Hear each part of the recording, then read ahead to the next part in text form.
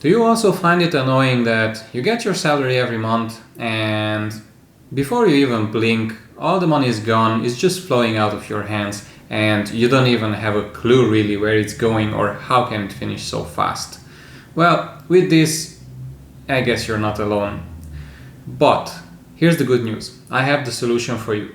So stay with me and I will tell you exactly what to do to control your finances and see exactly where your money is going so you can control it yourself rather than the money controlling you.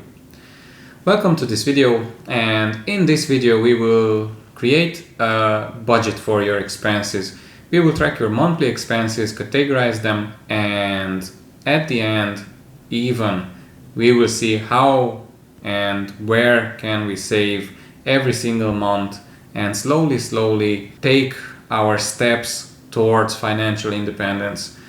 Start this journey where we will be able to achieve a debt-free life, a financial independence, or it depends what your actual goal is, if you work hard enough for it, of course. So, why is it important to create a budget? Well, creating a budget will definitely save you money if you follow the rules and if you do it properly. And of course, you need to put in the work. Nobody said it's easy, but it's not impossible and it will definitely help you in your finances. So I will tell you an example to understand how exactly you will be able to use a budget to save money. Let's say if I have a take-home pay of $2,500 a month, question is how can I pay for food, insurance, healthcare, car repayments, debt repayments, and maybe even having some fun without running out of money? Well, it's definitely not easy. Most of the times it just won't even be enough. But even if there is a lot to cover with a limited amount, this is a zero-sum game. So if we will do it the proper way, and I will show you exactly how, then you should be able to save some money every single month and slowly build up what you need to cover your expenses and slowly repay your debt and become financially free. Now, of course, it depends on a lot of factors. How can you achieve that? How long it will take? But here is the exact way how to do it and how to do it successfully if you put in the work. Now, basically, I will show you by creating a budget how you can get closer to your financial goals. Well, first of all, many people just need a way of seeing where their money is going each month. Like, most people just don't have a clue. Of course, they know in general, I have debts, I have mortgage, I have this to pay, that to pay, and the other. But there is a lot of other expenses as well. So I'd say most of you wouldn't be able to tell where every single dollar is being spent. So for this, you can create a budget where you record every single expense, and it's gonna be easier to control your finances, make it more transparent, and in the end, you will be able to save. Now, the trick is to find a way of budgeting what actually works for you. And the question is now, what is a budget? Well, a budget is simply a plan for every single dollar you have. Now, it's not magic, but it represents more of a financial freedom and a life with much less stress. So here's how to set up and manage your budget. If you're looking to create a personal budget, start with these 6 steps. Following steps will show you how to create your budget and how to manage your finances. First, the very first step, you need to calculate your net income. Now, the foundation of an effective budget is your net income, and with this you should be careful not to mix it with your gross income. So always make sure you count your take-home pay. So your total wage minus deductions taxes, employer provided programs such as retirement plans, health insurance, or anything else you have. So the actual take home pay, exactly how many dollars or whatever currency you're using are you taking home into your pocket, in your bank account, or wherever it goes, what you can take and spend. Now, basically, if by any chance you would be focusing on your gross salary, that would mess up your finances, because then you think you are taking home X amount, but actually after taxes you are taking less, so you will overspend and just make your situation a lot worse. So be careful with that. Also important, when you're calculating your net income, make sure you calculate for your other income streams if you have any outside your salary, like, I don't know, any other contracts or some side hustles you might have, and maybe not regularly, but sometimes you get a little bit of income from that as well. You should take that into consideration as well. So now you know how much your income is. Next step is to track your expenses. So once you know what your income is, now you need to figure out what you're spending that money on, where it's going. Tracking and categorizing your expenses can help you determine what you are spending the most money on and where it might be easier to save. You can begin this by listing your fixed expenses. These are regular monthly bills like rent, mortgage, utilities, car repayments, such like this. The next list, you should write down your variable expenses.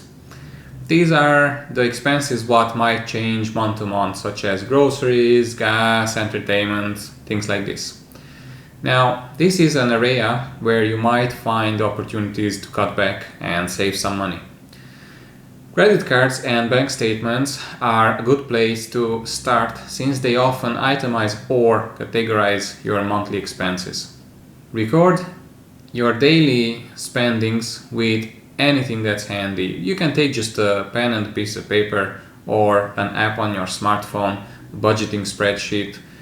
Very simple to use, but a good budgeting spreadsheet you can download from our webpage as well. I will also link it down in the descriptions. With this, you can track every single dollar you're spending, and you will see where it goes, what you're spending it on in general. Before you start going through the lists what you made to track your expenses, you should make a list of your short-term and long-term goals. This is very important to know where you want to get. So to know basically what your goal is, your destination with all this. Short-term goals might include things like set up an emergency fund, or paying off credit cards or smaller debts what you have. Long-term goals should be things like saving for retirement or for your child's education, and these may take longer, may take even decades, but definitely not just a few months or a year or two. And very important to remember that your goals don't have to be set in stone. If anything changes, if you think differently after a while, you should be able to change your goals, and even you should be able to reevaluate it according to your progress. But even if they are not set in stone, and even if you will change them later, for start, it's very good, because identifying them will help motivate you to stick to your budget. For example, it may be easier to cut spending if you know that you're saving for a vacation, for example. Now, if you have your goals, then the fourth step is to make a plan by creating a budget. Now, this is not just a list of expenses or a list of your income, or if you have more income streams than your different income streams added together. This is basically to create a plan on how you should be spending your money against how you are spending your money. This is where everything comes together, where you will see what you are actually spending versus what you want to spend. Use the variable and fixed expenses you compiled to get a sense of what you're spending in the coming months. Then you take this, compare it to your net income and to your priorities. Consider setting specific and realistic spending limits for each category of expense. You might choose to break down your expenses even further between things you need to have and things you want to have. Now, it's very important to make a clear selection of wants and musts. For instance, if you drive to work every day, gasoline counts as a need because otherwise you won't be able to get to work. Now, a monthly music subscription, for example, may count as a want. This difference becomes important when you're looking to find ways to redirect your money to your financial goals. Let's say you have a few different subscriptions for music streaming, for video streaming, for all these, and you're using them a little bit of each. Here, what you should do is, if you really want to reach your goal faster, you should choose the one you use the most, and you should stick with one video and one music subscription maybe. Now you should choose a budgeting plan. Any budget must cover all of your needs and some of your wants, and this is key, saving for your emergency fund and future. Without this, you're not really getting farther, just you're changing your spending spot. If you do this, then sooner rather than later you will be able to become financially free and debt free. Now, budgeting plan examples include an envelope system and the zero-based budget. And the way you do this, it's totally up to you, but the most important thing is to do it. We recommend the popular 50-30-20 budget to maximize your money. Now, in this, you spend roughly 50% of your after-tax dollars on necessities and no more than 30% on wants. If you want to be really aggressive on your budget, you can even take this number lower, see if you can, and then at least 20% for savings and debt repayments every single month. Now, I like the simplicity of this plan because over the long term, someone who follows these guidelines will have manageable debt, room to indulge occasionally, and savings to pay irregular and unexpected expenses. Of course, also to retire comfortably if you do it consistently and in a proper way. Now let's check the 50-30-20 budget and find out how this budgeting approach applies to your money. As I said, first you have to allow up to 50% for your income for needs when creating a budget. As I said earlier, you need to allow up to 50% of your income for needs when creating a budget. Your needs, about 50% after tax, should include things like groceries, housing, basic utilities, transportation, insurance, and a minimum loan payment. Anything beyond the minimum goes into the savings account and debt repayment category. Childcare and other expenses you need so you can work also should be included in this 50%. If your absolute essentials overshoot the 50% mark, you need to dip into the wants portion of your budget for a while.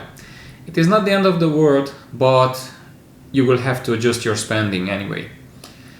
If your necessities fall under the 50% cap, then revisiting the fixed expenses occasionally is smart, and check if there is anything you could change to save a little more.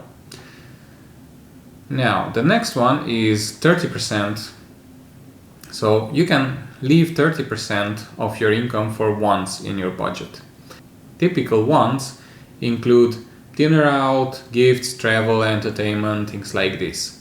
Well, it's not always to decide, but it's totally up to you, and it's totally up to you how fast you want to achieve your goals and how radical you can be in cutting back from these.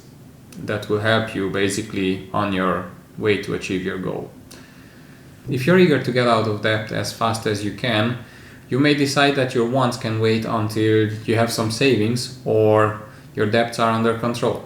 But your budget shouldn't be so austere that you can never buy anything just for fun. Of course, fun is also very important and you should definitely allocate for that as well. Every budget needs a little bit of wiggle room. Maybe you forget about an expense or one was bigger than you anticipated and some money you're entitled to spend as you wish. Your budget is a tool to help you, not a straitjacket to keep you from enjoying your life. If there is no money for fun, it will be less likely to stick with your budget, and a good budget is one you'll stick with. Commit 20% of your income to savings and debt repayments when creating a budget based on the 50-30-20 rule. Use 20% of your after-tax income to put some away for the unexpected and save for the future and pay off your debt. Make sure you think of the bigger financial picture. That may mean two-stepping between savings and debt repayment to accomplish your most pressing goals. Automate your savings as much as possible so the money you have allocated for a specific purpose gets there without minimal effort on your part. This way, you know exactly which account you can use and which you shouldn't touch because it has its own goal, its own purpose. Step 5 is to adjust spending and stay on budget. Now that you've documented your income, your spendings, you have your goals and you have your plan, it's necessary to adjust so that you don't overspend and have money to put towards your goals. Look towards your wants as your first area of cuts. See if you can skip movie night in favor of movie at home. And if you already adjusted your wants, then take a closer look at your spendings on a monthly payments. Maybe if you inspect them close enough, you'll find ways to save there as well. If the numbers still aren't adding up, just look for other possibilities for adjustments and see where you can change your fixed expenses. Maybe you could, for instance, save more money by shopping around for a better rate on your car insurance or homeowner's insurance. Such decisions come with big trade-offs, so make sure you carefully weigh your options. Remember, even small savings can add up. You might be surprised at how much extra money you can accumulate by making one minor adjustment at a time. And step 6 is to review your budget regularly. Once your budget is set, it's important to review it and also your spending at a regular basis and make sure you stay on track. Few elements are set in stone in your budget, but things might change. You might get a raise, your expenses may change, you may reach a goal and you want to plan for a new one. Whatever the reason is, get into the habit of regularly checking with your budget and follow the steps above. So, good luck to you and see you in our next video.